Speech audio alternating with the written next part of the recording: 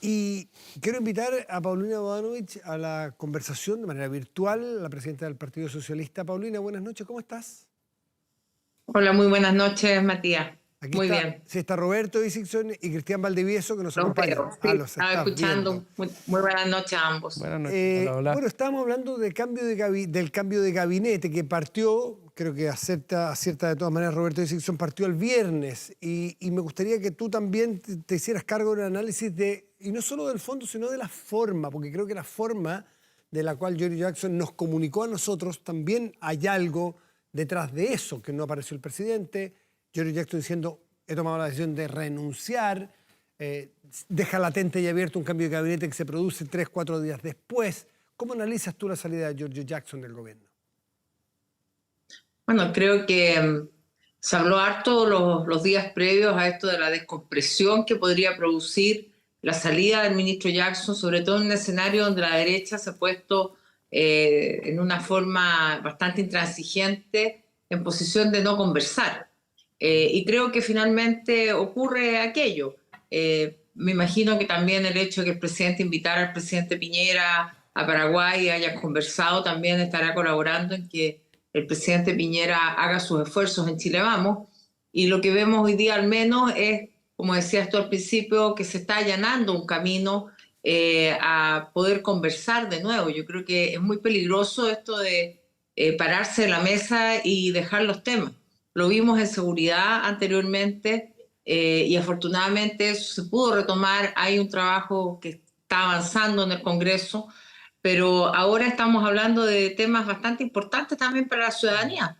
Creo que el tema previsional es el tema que a los adultos mayores en nuestro país, que es una cantidad creciente, les importa, les llega y por lo cual tenemos que jugarnos esta posibilidad.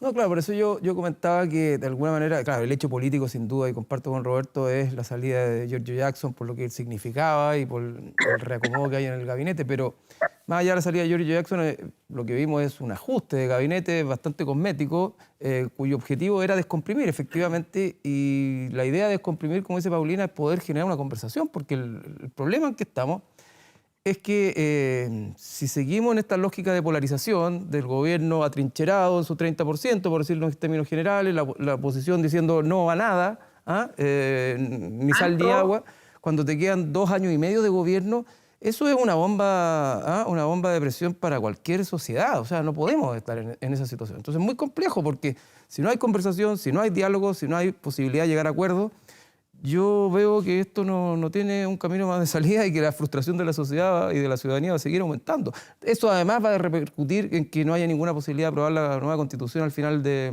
este año, y eso genera un cuadro muy complejo de administrar, sea para quien sea el gobierno. Y lo que estamos viendo hoy día es que está complicado porque vamos a celebrar en pocos días más, a conmemorar los 50 años del golpe de Estado, y estamos llegando más polarizados que nunca a esta situación en toda la transición. Cuesta, sí. Roberto. No, yo sé, ahora le tengo una pregunta más bien. El caso convenio explotó, no sé, 2 meses, 1 mes y medio atrás, digamos.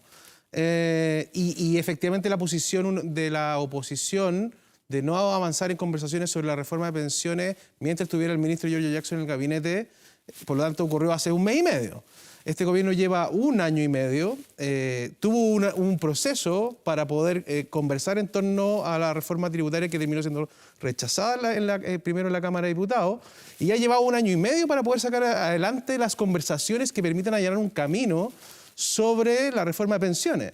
Entonces, quizás de alguna manera, y aquí mi pregunta, digamos, ¿están muy lejos las posiciones entre gobierno y oposición en relación a la reforma de pensiones? ¿Y cuál es el rol también de lo que quieren los chilenos en torno a la reforma de pensiones? Porque no pareciera solo que hay oposición de parte de Chile Vamos a la reforma de pensiones del gobierno, sino que también de parte de la opinión pública. La opinión pública no quiere libertad de elección en administración y gestión, no quiere monopolizar en el Estado, ¿cierto?, la administración de los recursos, quiere que el 6% vaya en su mayoría a cuenta individual, no a un fondo solidario colectivo. Entonces, ¿cómo ve en ese sentido la perspectiva del tiempo que ha tenido el gobierno para avanzar en la reforma de pensiones, y si la oposición al proyecto del gobierno no solo está en Chile Vamos, sino que básicamente a nivel de opinión pública? Paulina. Mira, yo creo que el proyecto, todo esto evidentemente se puede conversar y ha habido una variación de lo primero que se planteó por parte del gobierno ahora. Ahora, yo creo que esto de la opinión pública es bien relativo porque, y no quiero desconocer, aquí están dos grandes representantes de las encuestas que todos miramos, pero no quiero desconocer el contenido de las encuestas ni la metodología ni nada, sino que simplemente decir que las personas en la calle o en los lugares donde uno va no están parados en la ideología, digamos, mire, el 6%, el 2%. No, lo que quieren es que mejoren sus pensiones. Entonces yo creo que nosotros tenemos que ser capaces de entender que también la opinión pública, cuando tú le planteas esto en blanco y negro y le dices, o se pone esto como mi plata no, en esos extremos, digamos, con mi plata no, parece que se llama el asunto. Sí, sí, Bueno, se plantea como que se les va a quitar la plata. Obviamente la gente reacciona diciendo, no, la plata es mía, yo no quiero que la distribuyan, porque aquí también hay harto de un sesgo en que no se quiere modificar el sistema. Y este modelo fracasó. Fracasó porque partía de supuestos que no se cumplen en Chile. ¿Y por qué? Porque lo que suponía era que para tú tener una tasa de reemplazo del 100%, tenías que cotizar por 40 años con un monto de renta tope. Eso en Chile son muy pocas las personas que lo pueden hacer. Entonces, el famoso 6%, toda la cuenta individual, lo que hace es perpetuar la desigualdad que tenemos hoy día y probablemente aplicado el modelo a alguien con 40 años de cotizaciones, con sueldo tope y el 6%, claro que le va a dar una mejora, pero a una persona que tiene sueldos bajos, que tiene grandes lagunas, ¿para qué decir el caso de las mujeres? No va a operar de esa manera. Entonces yo creo que todos tenemos que empezar a hacer el ejercicio con lápiz y papel o con una tabla Excel, de ver cómo mejoramos las pensiones más allá de esta defensa a ultranza del sistema o de la defensa a ultranza del 6% en la cuenta solidaria o como se le ponga el nombre, digamos. Creo que ahí es donde está el desafío hoy día, que es volver a poner el problema en el centro y no esta cosa desde las trincheras en que estamos enfrascados y de la cual no logramos salir. Entonces, yo creo que el desafío es este: pongámosle lápiz, papel y corazón al tema para que solucionemos el problema de fondo.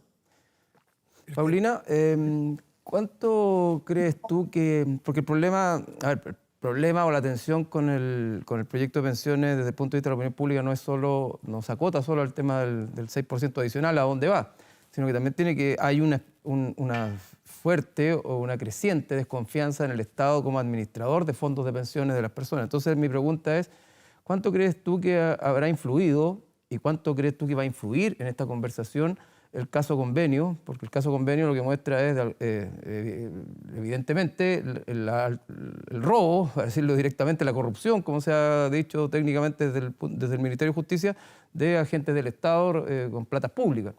Un caso que además se ha extendido ya a varias gobernaciones y pareciera ser que el Estado en general, más allá del gobierno de turno, ha cometido actos de corrupción y la gente aumenta su desconfianza. Entonces, mi pregunta frente a ello es si tú ves que esto pudiera también afectar la posibilidad de que el Estado pase a administrar los fondos previsionales de las personas. Bueno, es un tema que evidentemente frente a la falta de confianza que existe de la ciudadanía hoy día acrecentada, porque ya la política es una actividad poco prestigiada, la confianza en las instituciones, en el Congreso, en el propio Poder Judicial, no está del todo alta, al contrario, vemos en las encuestas cómo hay muy pocas personas que tienen confianza en el sistema y eso es muy peligroso. Y de ahí que hay un desafío hoy al sistema judicial entero, a los tribunales, a la fiscalía, al propio Ejecutivo de poner todos los antecedentes prontamente a disposición como lo ha hecho, para que haya una investigación y que haya castigo, que haya realmente sanciones pronto, porque lo que vemos son años de años. Entonces, tú tienes razón, Cristian, en que esto también va a afectar, por supuesto, a la confianza de la gente en que administre un ente estatal. Pero también tenemos, por ejemplo, hoy día, el IPS